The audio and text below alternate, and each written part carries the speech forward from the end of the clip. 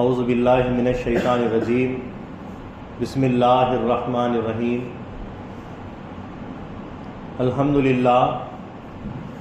الحمدللہ رب العالمین والعاقبۃ للمتقین والصلاة والسلام علی سید الانبیاء والمرسلین ثم الصلاة والسلام علی سید الاولیاء الکاملین وعلی آلہما واصحابہما اجمعین من یومنا ھذا الی یوم الدین اما بعد قال اللہ تبارک و تعالی فی القرآن المجید والفرقان الحمید فاعوذ باللہ من الشیطان الرجیم بسم اللہ الرحمن الرحیم یا ایہا الذین آمنوا اتقوا اللہ وابتغوا الیہ الوسیلہ وقال النبی صلی اللہ علیہ وسلم من لا شیخ لہ فشیخہ شیطان.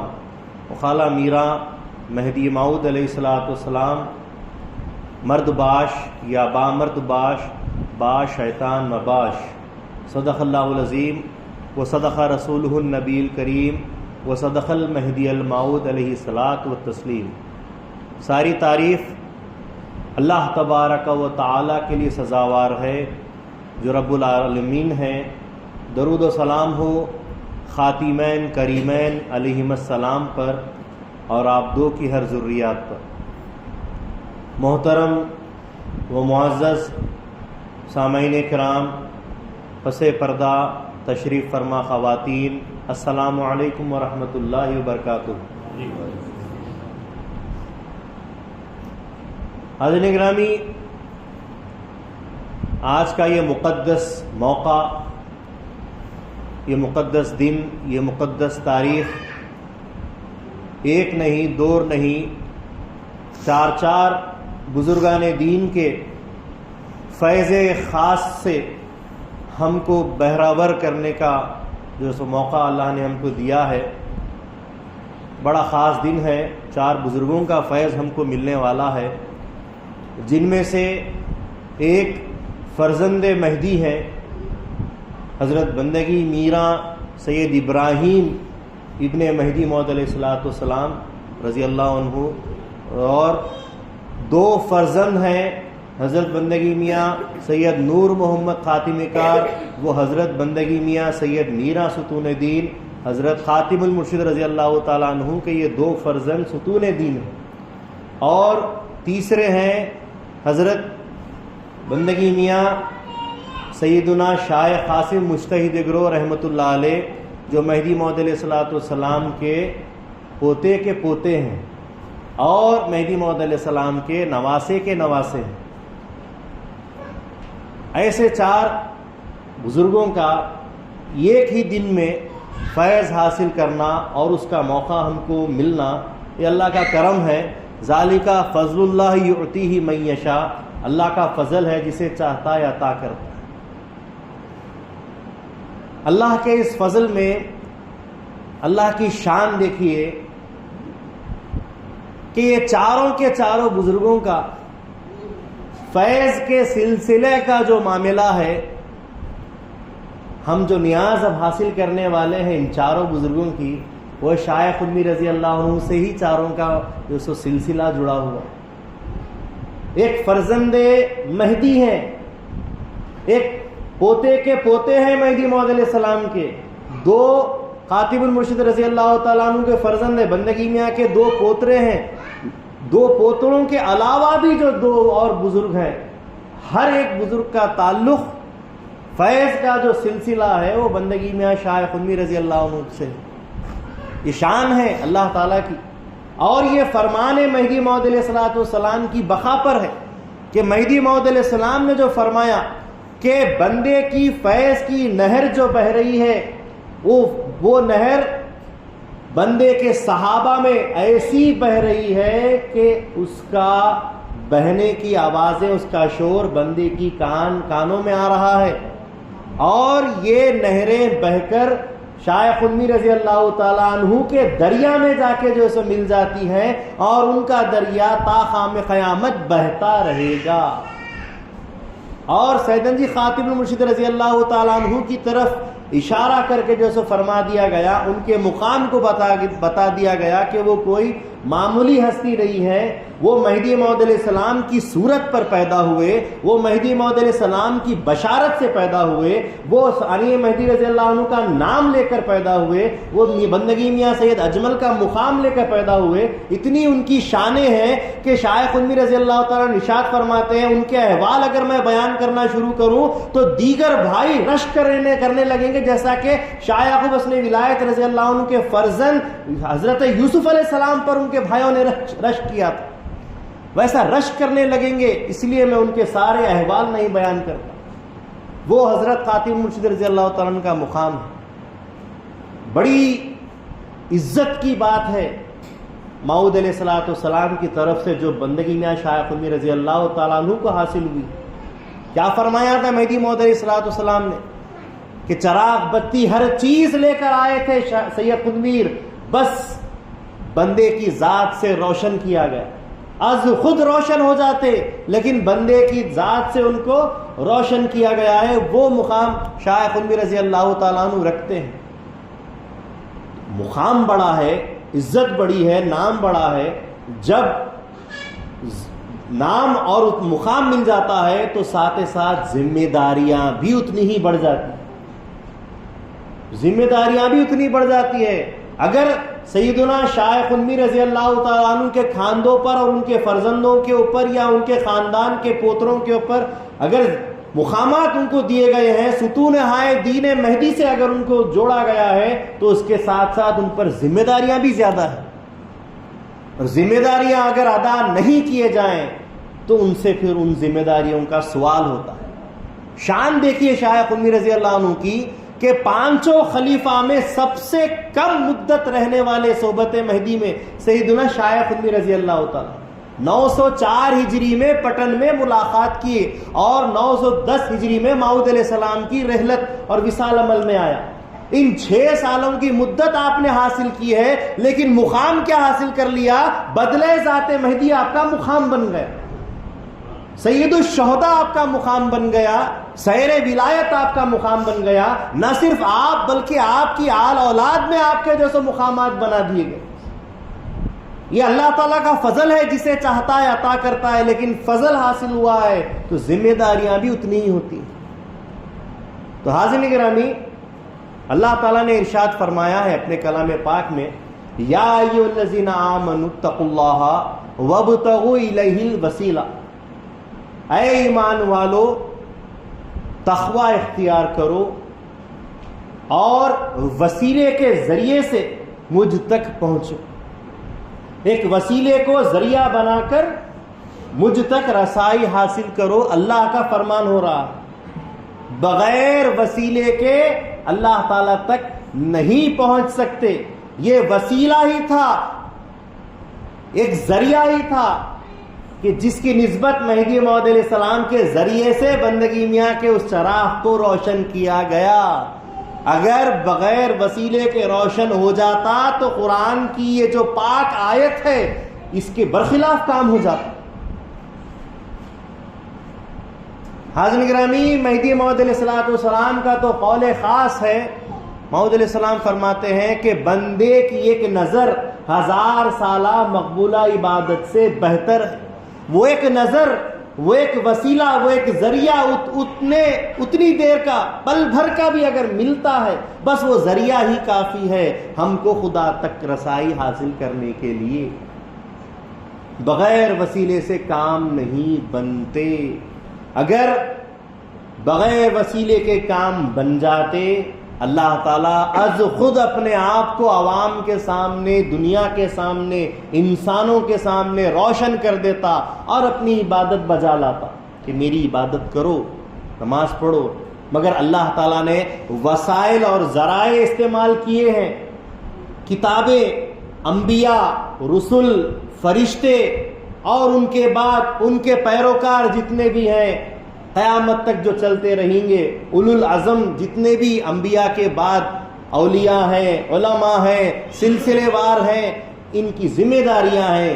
تو یہ کام اللہ تعالیٰ نے کیا ہے، تو ہم اللہ تعالیٰ کی طرف سے جب وسائل کے ذریعے سے خدا تک جو سو ہم کو پتا چلا ہے تو خدا تک بھی وسائل سے ہی جانا چاہیے، اور خدا کے فرمان کے خلاف کام نہیں کر سکتے۔ اسی لیے آخری پیغمبر رسول پاک صلی اللہ علیہ وسلم ایک بڑا وسیلہ، مرشد اول مرشد خاص بن کر آئے، اور انہوں نے اللہ تعالیٰ کی وحدانیت کی تعلیم دیتے ہوئے خدا کی رسائی کروائی۔ اللہ تعالیٰ نے خود اس کی دلیل قرآن میں دی ہے، قل ھذہ سبیلی ادعو الی اللہ علی بصیرۃ انا، کہہ دو یہ میرا راستہ ہے، بلاتا ہوں میں وسیلہ ہوں، میں درمیان میں ہوں، میں بلاتا ہوں تم کو اللہ کے دیدار کی طرف، علی بصیرۃ ومن اتبعنی، اور جو میرے بعد آنے والا ہے وہ بھی۔ ہم دو وسائل ہے، وسیلے ہیں، خاتمین ذریعہ ہے اللہ تعالیٰ کے دیدار تک رسائی کرنے کا، اس کے بغیر نہیں ہو سکتا۔ حاضرین گرامی، موعود علیہ السلام نے 8 فرائض ولایت جو بیان فرمائے ہیں، اس میں سے صحبت صادقین ایک بڑی خاص چیز ہے۔ جتنے بھی فرائض ہیں بغیر صحبت صادقین کے کوئی بھی فرض ادا نہیں کر سکتے۔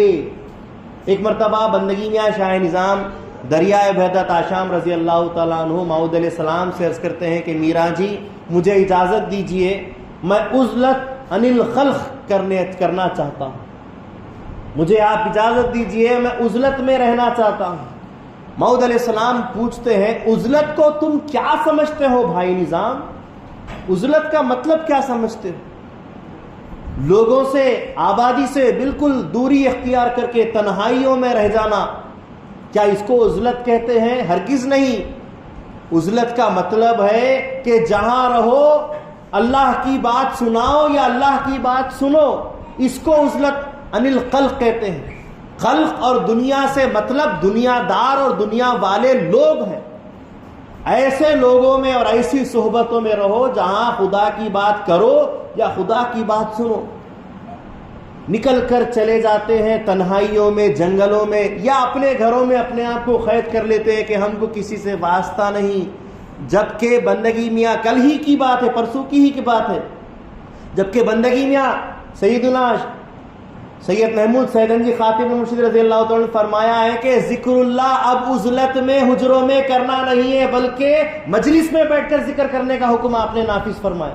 تو مطلب کیا ہے؟ موعود علیہ السلام کی وہ بات اور وہ روایت یہاں پر صادر آ رہی ہے کہ عزلت عن الخلق کا مطلب یہ ہے کہ اللہ والوں میں بیٹھو، ان سے سنو یا ان سے سناؤ،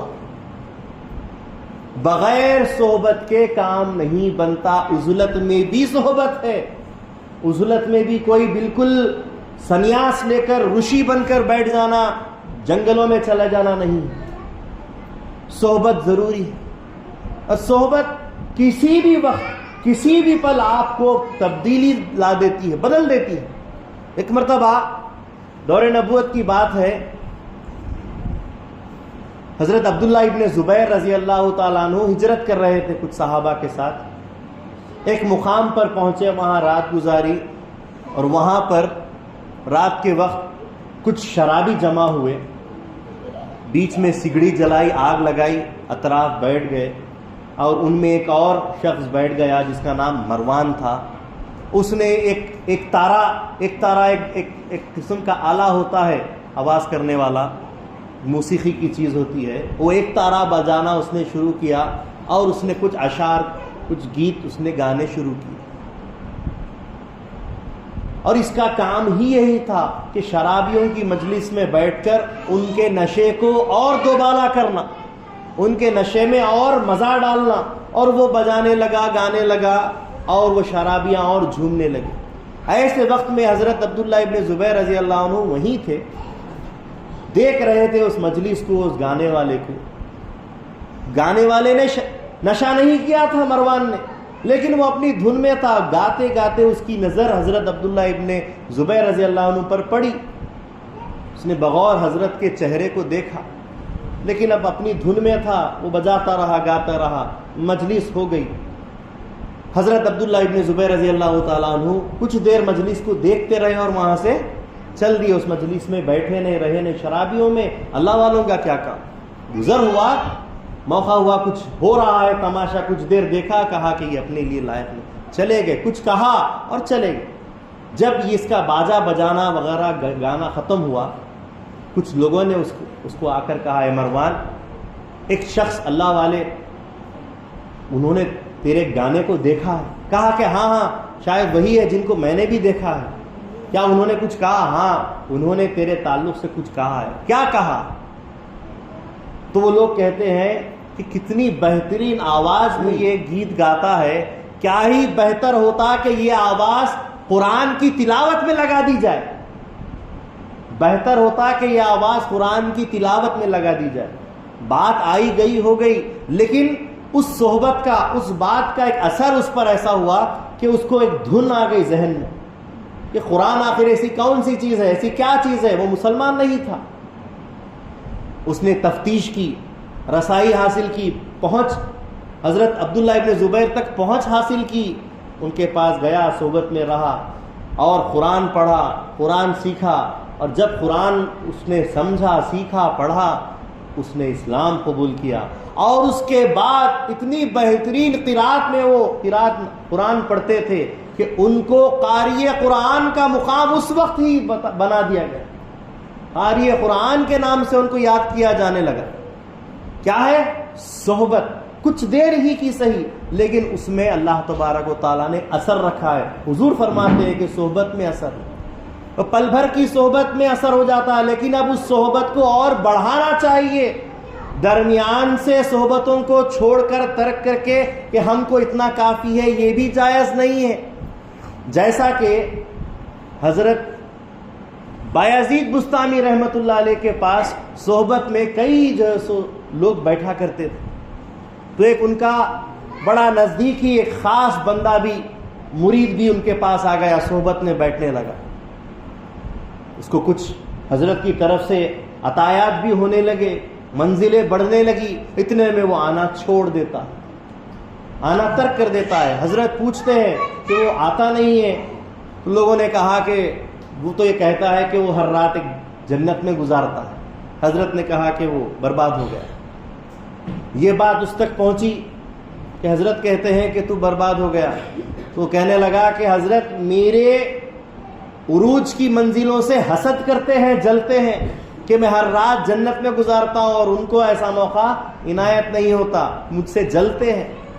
یہ بات حضرت تک آئی کہ وہ کہتا ہے کہ آپ جلتے ہیں۔ ٹھیک ہے، میں تو نہیں جلتا، کسی کی جنت سے مجھے کیا لینا دینا۔ اس سے اتنا کہو کہ جب وہ اپنی جنت میں چلا جائے، لا حول ولا قوت الا باللہ العلی العظیم پڑھے، 3 مرتبہ پڑھ کے دیکھے، تو یہ بات اس تک پہنچائی گئی۔ جب وہ بات اس تک پہنچی تو اس نے کہا کہ مجھے گمراہ کرنے کی کوشش کرتے ہیں، بیکار بات ہے، ضرورت نہیں ہے۔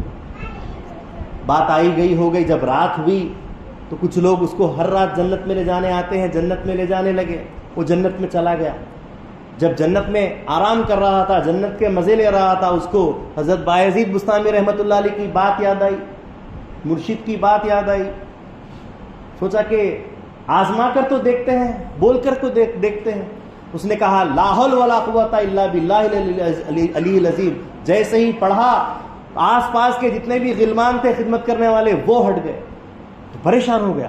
پھر سے پڑھا تو جتنے بھی حوریں وغیرہ تھی، پھل وغیرہ تھے، سارے چلے گئے۔ اور تیسری بار جیسے ہی پڑھتا ہے تو اس کی آنکھ کھل جاتی ہے، دیکھتا ہے تو کیچڑ میں، گندگی کے اندر پڑا ہوا اپنے آپ کو پاتا ہے۔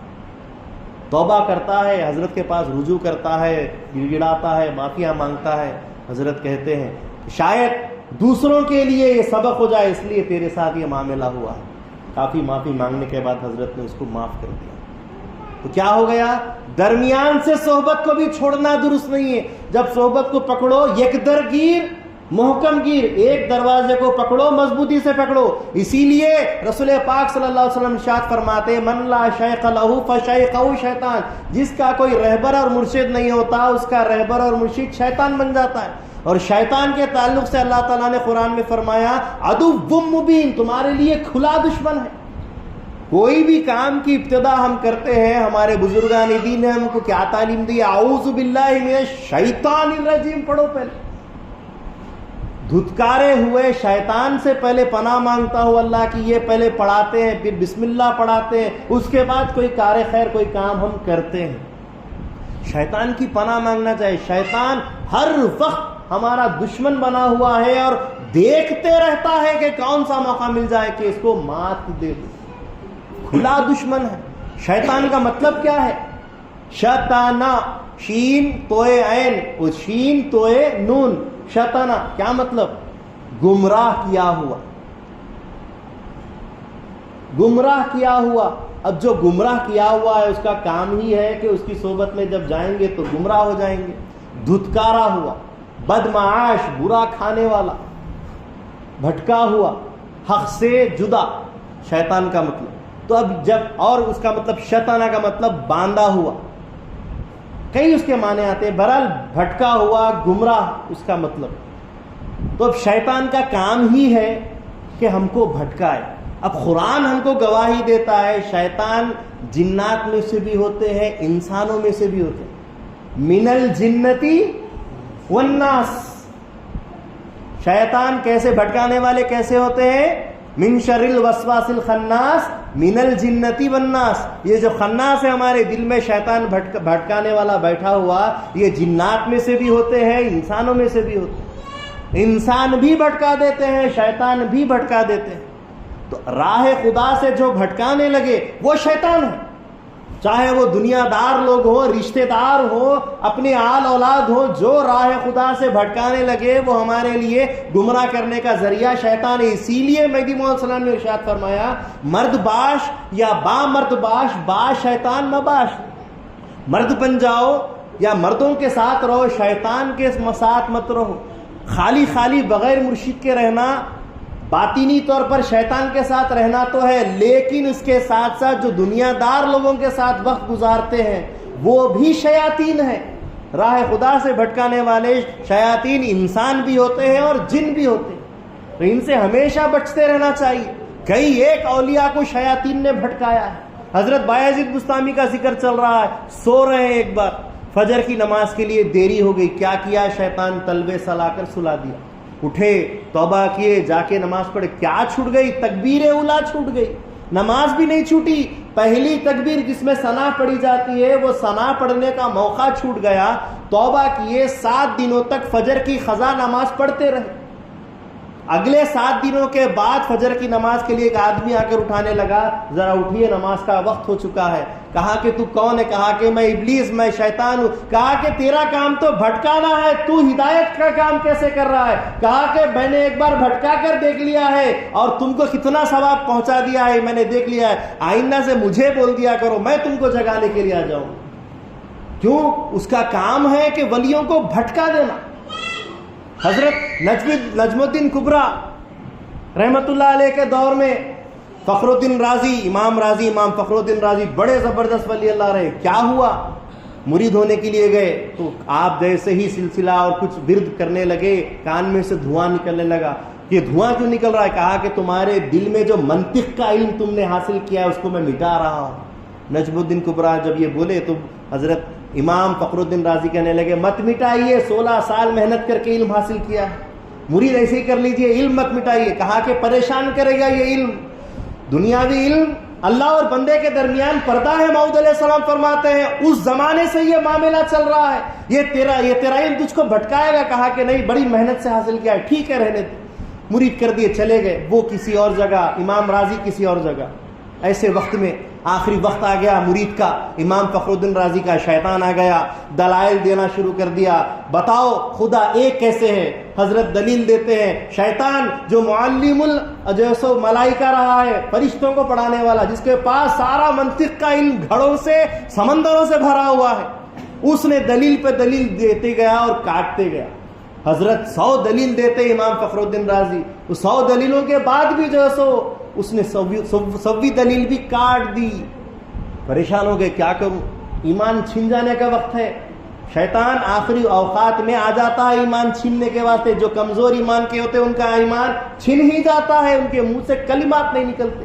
ایسے وقت میں ان کے مرشد حضرت نجم الدین کبریٰ رحمۃ اللہ علیہ کو پتہ چل گیا تو انہوں نے آواز لگائی، اے فخر الدین رازی تو بول دے کہ میں خدا کو بغیر کسی دلیل کے ایک مانتا ہوں، بے دلیل خدا واحد ہے یہ میں مانتا ہوں. جیسے انہوں نے کہا کہ شیطان لاہور پڑھتا ہوا چلے، کہاں کہاں نہیں آتا شیطان. حضرت عبد القادر جیلانی رحمۃ اللہ علیہ 22 سال سے جنگلوں میں بھٹک رہے ہیں، اللہ کا ذکر کریں. 22 سال کے بعد اچانک فخر و فاخے کرتے کرتے ایک جگہ پہنچے تو آسمان سے پانی گرنے لگا. آواز آئی ہے پانی پی لو، اور پانی پینے لگے. تو اسی بادلوں سے، اسی آسمان سے آواز آنے لگی، آج ہم تم سے ایسے راضی ہوئی ہے کہ تم پر حرام بھی حلال کر دیا ہم نے. جیسے یہ بولے لاہور پڑھنا شروع کر دیا. پڑھتے ہی وہ آسمان بھی غائب، وہ پانی بھی غائب، اور ایک آواز آئی کہ اے عبد القادر جیلانی، کئی 1000 ولیوں کو میں نے اس مقام پر لا کر بھٹکا دیا ہے، لیکن آج تم نے مجھے یہاں سے بھگا دیا. کون سے ولی ہے جو شیطان جو بھٹکانے کو نہیں آیا؟ اس کا کام جب بڑے بڑے ولیوں کو بھٹکانے کا ہے، ہم اور تم تو کس خیت کی مولی ہو؟ کبھی بھی کسی بھی لمحے، کسی بھی وقت، کوئی دن کوئی رات، کسی بھی وقت بھٹکانے کے لیے شیطان آ جاتا ہے. اور شیطان کے کئی ایک ہتھیار ہیں. لذتیں، کھانے، سونے، چیزیں، ساری دنیا کی جو بھی ہے، اللہ تعالیٰ نے خود ارشاد فرمایا ہے زینت اللہ، دنیا کی ساری زینتیں، لنبلوکم، تاکہ ہم تم کو آزمائے، ایکم احسن عملا، کون عمل میں بہتر ہے. یہ سب شیطان کے جتنے بھی ہے، اور اس میں سب سے زیادہ شیطان کی بڑی چیز جو بڑا ہتھیار ہے وہ عورت ہے. شیطان عورت کے ذریعے سے بھی آزماتا ہے. بہرحال یہ آزمائشوں کے اندر مہدی موعود علیہ السلام جیسی شخصیت آئی، اور انہوں نے رہبری کا کام ایسا کیا کہ بندے کو خدا سے ملا دیا. ویسے رہبری کے اندر بندگی میاں کا سلسلہ چل رہا ہے. بات صحبت کی آ رہی ہے. آج جس کا بحریام مبارک ہے حضرت بندگی میرا سید ابراہیم ابن مہدی موعود علیہ السلام. آپ 911 ہجری میں پیدا ہوئے بی بی بونجی سے. مہدی موعود السلام کے انتقال کے وقت بی بی حاملہ تھی. 1 سال بعد 911 ہجری میں حضرت کی ولادت ہوئی. جب حضرت 11-12 سال کے ہوئے، اب آئیے اصل بات کے اوپر، جب 11-12 سال کے ہوئے وہاں شیطان نے کچھ کام کرنا شروع کیا، خلاف عادت، خلاف روایت، بزرگوں کے عمل کے بالکل خلاف ایک کام کرنا. کیا شروع کیا؟ بی بی کے ذہن میں اچانک یہ بات آ گئی کہ پگڑی اٹھا کر حضرت کے سر پہ رکھ دیے، 12 سال کے بچے کے سر پہ، اور کہا کہ ارشادی شروع کر دو. کچھ فقیر بھی جمع ہو گئے، مہدی موعود علیہ السلام کے فرزند ہیں جان کر کچھ فقراء بھی جمع ہو گئے. جب یہ بات شاہ قطمی رضی اللہ تعالیٰ عنہ کے علم میں آئی کہ از خود اپنے خود سے ترک کر کے اپنے خود سے پگڑی پہن لے کے بیٹھ جانا، یہ ہمارے پاس کی روایتوں کے خلاف ہے.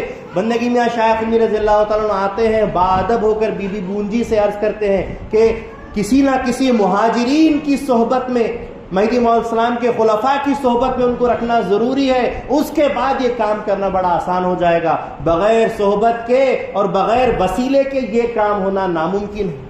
جب بی بی نے حضرت کو یہ فرماتے سنا تو حضرت کے ہی حوالے کر دیا، اے سید قنمیر، آپ اس فرزند مہدی کو اپنے حوالے اپنے پاس لے لیجئے اور ان کو تعلیم دیجئے، ان کو لائق بنائیے. تو بندگی میں شاہ قنمیر رضی اللہ تعالیٰ نے ان کو اپنے پاس لے لیا. اسی طریقے سے بندگی میں سید حمید جو مہدی موعود السلام کے ایک اور فرزند ہے، وہ بھی بندگی میں شاہ قنمیر رضی اللہ عنہ کی صحبت میں رہ رہے تھے. اب ان دونوں فرزند مہدی کو حضرت شاہ قنمیر رضی اللہ تعالیٰ عنہ تعلیم دے رہے ہیں، اور تعلیم دینے کے دوران ایک مرتبہ ایسا موقع ہوا کہ حضرت بندگی میں شاہ قطمی رضی اللہ تعالیٰ عنہ وضو کر رہے ہیں، ظہر کی نماز کا وقت ہے، اور دھوپ چلچلاتی دھوپ ہے، اور دھوپ میں حضرت پر سایہ کرتے ہوئے بندگی میاں حمید چادر پکڑ کر کھڑے ہیں اور وضو اور مسواک کرا رہے ہیں. حضرت میاں سید ابراہیم، ایک فرزند مہدی چھاؤں دے رہا ہے، ایک فرزند مہدی وضو کرا رہا ہے، اور ایسے میں خلیفہ مہدی حضرت شاہ نعمت رضی اللہ عنہ کا وہاں سے گزر ہوتا ہے.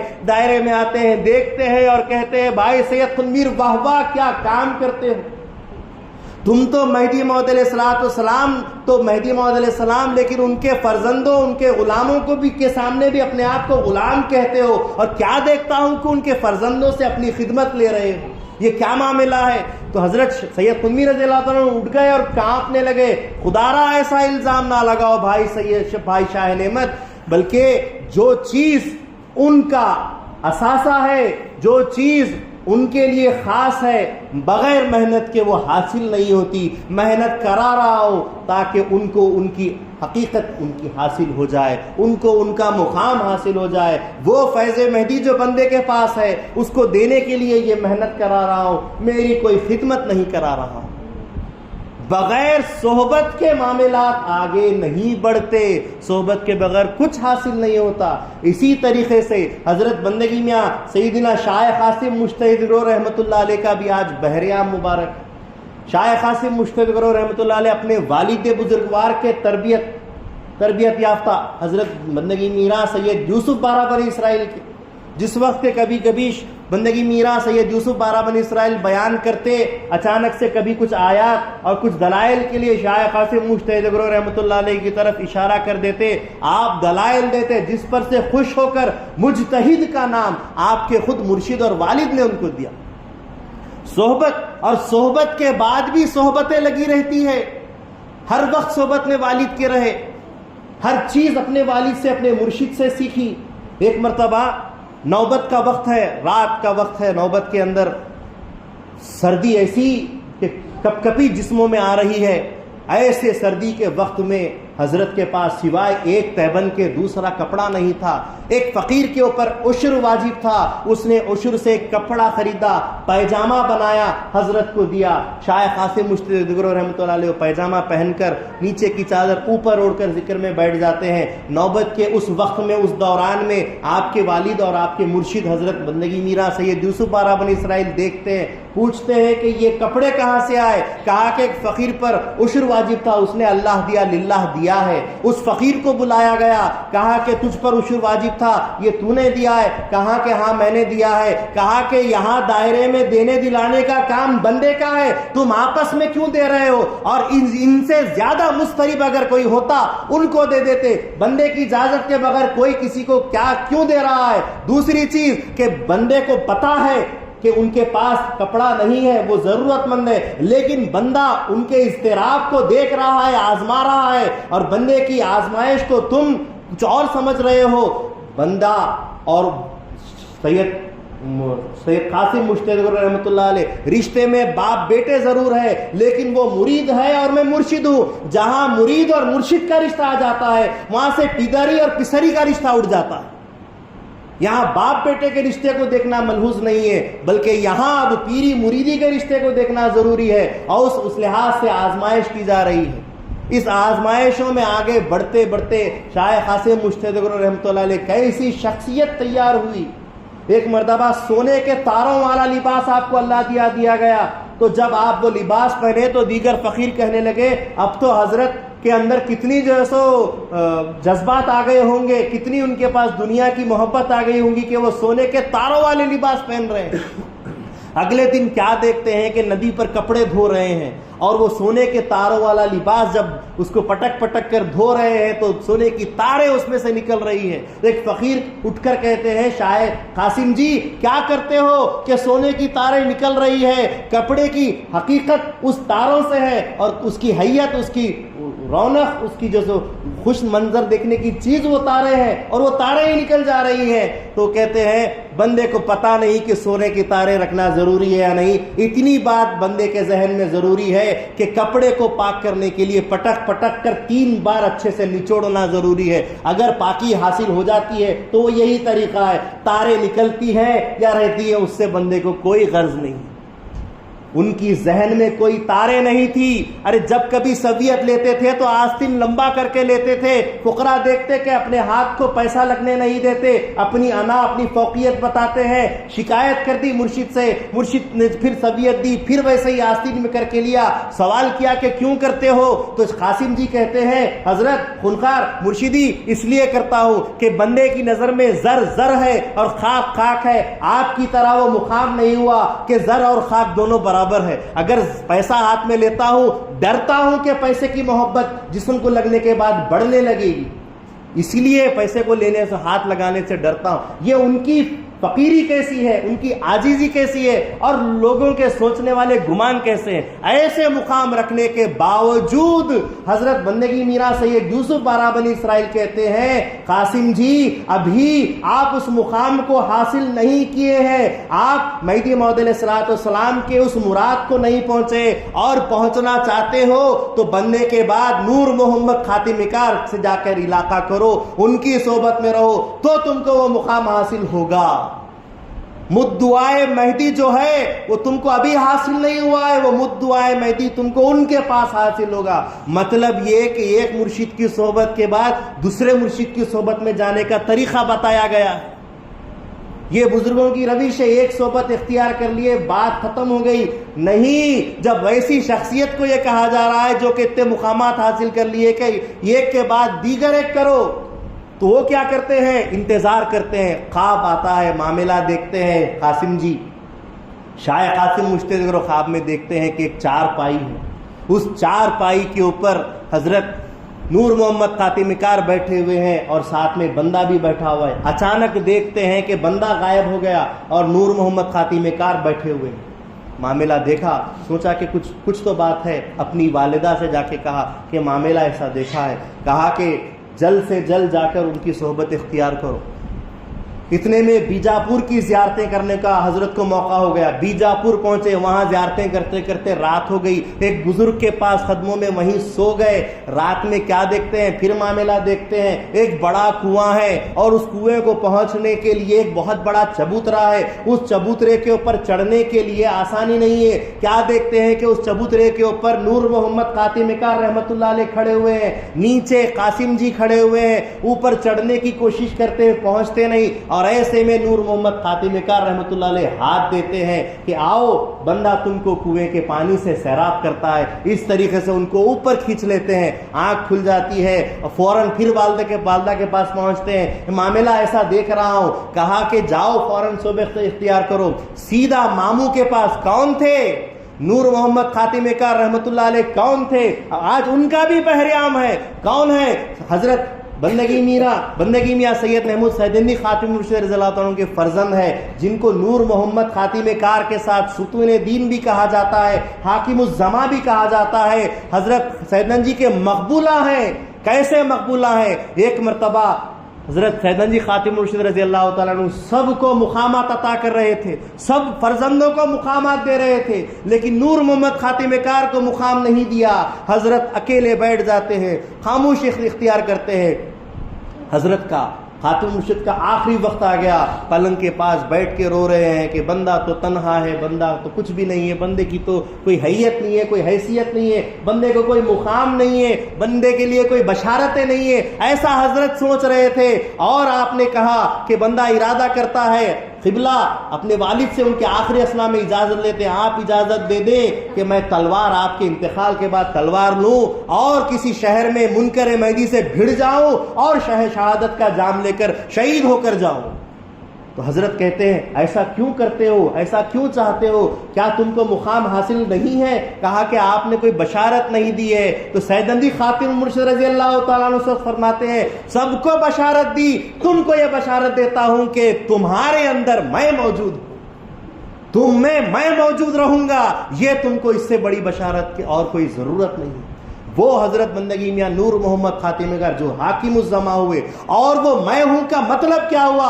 سیدندی خاتم مرشد کے سب فرزند ایک بیک ہوتے ہوتے انتقال کر گئے، لیکن سب سے طویل عمر حضرت نور محمد خاتم کار رحمۃ اللہ علیہ کی رہی، جن سے فیض جاری رہا، جن سے سینے کی تعلیمات جا رہی، جن کے فرزند حضرت میاں سید عیسیٰ سے مغزل ولایت جیسی تعلیمات کی کتابیں صادر ہوئی، وہی وہ شخصیت تھی جن کی وجہ سے آج کئی خانوادوں میں سینے کی تعلیمات جاری ہے۔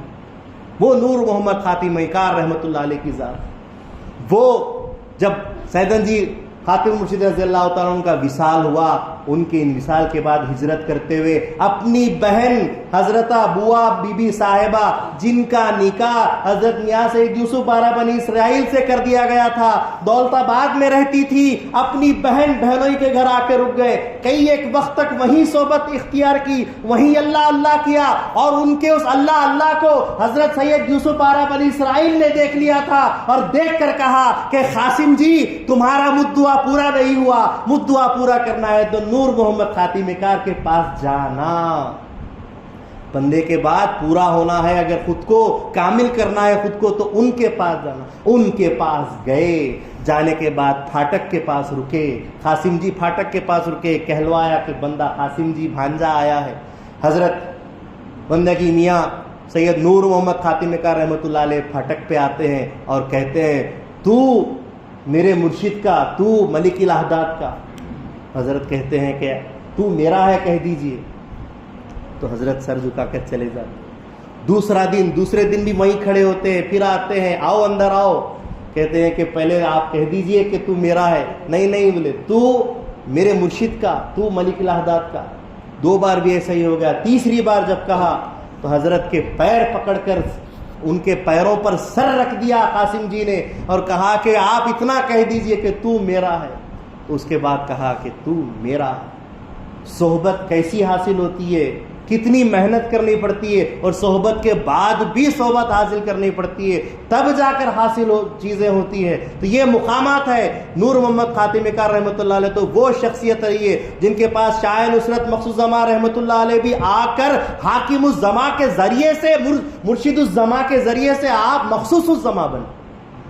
وہ نور محمد خاتم کار کی ذات، یہ بزرگوں کا فیض ایسا پوری مہدویوں کے دائروں میں جاری اور ساری ہے، مانو تو بھی ملتا ہے، نہیں مانو تو بھی ملتا ہے۔ ان کے ذریعے کے بغیر، سیدنجی خاتم مرشد کے وسیلے کے بغیر کسی کو فیض مہدی نہیں، کیونکہ مہدی محمد السلام کے قول کے مطابق ان کا ذریعہ، ان کا وسیلہ ہونا ضروری ہے۔ بندگی میاں سیدنا شاہ حسن ولایت رضی اللہ عنہ جب دونوں فرزندوں کو بھیج رہے تھے سیدن جی کے پاس، گھر والے بولتے ہیں کہ کیا یہاں پر فیض مہدی نہیں؟ کہا کہ اس لیے فیض لینے کے لیے بھیجتا ہوں، مرد وہ ہے جو باہر کما کر لائے، اور اس لیے بھیجتا ہوں کہ ان کے والد نے میرے دادا کے نام پر جسم کے 3 ٹکڑے کر کے 3 جگہ دفن کر دیا۔ وہ جو فیض ان کو حاصل ہے وہ فیض کہیں بھی نہیں ملتا، اس کو حاصل کرنا پڑتا ہے۔ وہ خاص تعلیمات ہے سیدن جی خاتم مرشد رضی اللہ تعالیٰ عنہ کے خانوادے میں، ان کے ستون ہے دین میں، اور ان کے جو چوتھے فرزند ہیں حضرت بندگی میاں سید میرا ستون دین، ان کی بھی کیا شان، ان کی بھی کیا جو سو مان مرتبہ بتائیے کہ دیکھیے کہ جب پیدا ہوئے تو بندگی میاں سید محمود سیدن جی فرماتے ہیں جس نے بندگی میاں کو نہیں دیکھا ہو، آئے اس فرزند کو دیکھے، وہ صورت بندگی میاں پر پیدا ہو۔ وہ شخصیت بندگی میاں سے میرا ستون دین کی، اور صحبت کا مقام سب سے چھوٹے فرزند ہونے کے باوجود ایسا حاصل کیا کہ آپ جانشین سیدن جی خاتم مرشد رضی اللہ عنہ بنے، اور جالور کا آخری وقت میں دائرہ سارا کا سارا آپ کی ہاتھ میں تھا، یہاں تک کہ اپنے والد اور اپنے مرشد کی تجہیز، تکفین، نماز جنازہ، ہر چیز آپ کے حوالے رکھی گئی۔ کیوں؟ جس کی زیادہ صحبت رہی اس کو زیادہ مقام ملتا ہے۔ بس بولنے کا یہی ایک مطلب ہے کہ جتنا ہو سکے صحبت اختیار کرو، بغیر وسیلے کے، بغیر صحبت کے کوئی چیز، کوئی رسائی حاصل نہیں ہوتی، کوئی جو ہے منزل حاصل نہیں ہوتی، کوئی مراد حاصل نہیں ہوتی۔ ضرورت ہے اس بات کی کہ ہم کو صحبت اختیار کرنا چاہیے، چاہے وہ دین سیکھنے کے لیے ہو، چاہے وہ دیدار کی تعلیمات کے لیے ہو، چاہے وہ فرائض نبوت ہو، چاہے وہ فرائض ولایت ہو۔ بغیر صحبت کے کوئی معاملہ حل ہونے والا نہیں ہے۔ اگر صحبت نہیں تو دوسری صحبت شیطان کی ہو جاتی ہے۔ اللہ تعالیٰ شیطان کی جو صحبتوں سے اللہ کی پناہ ہم کو چاہیے۔ میں اللہ تعالیٰ سے دعا کرتا ہوں کہ اللہ تعالیٰ بولنے سننے سے زیادہ ہم کو عمل کی توفیق عطا فرمائے۔ اللہ تعالیٰ دارین میں اللہ ہم کو مقبول بنائے۔ اللہ تعالیٰ اپنے دیدار سے سرفراز فرمائے۔ آمین۔ وآخر دعوانا الحمدللہ رب العالمین۔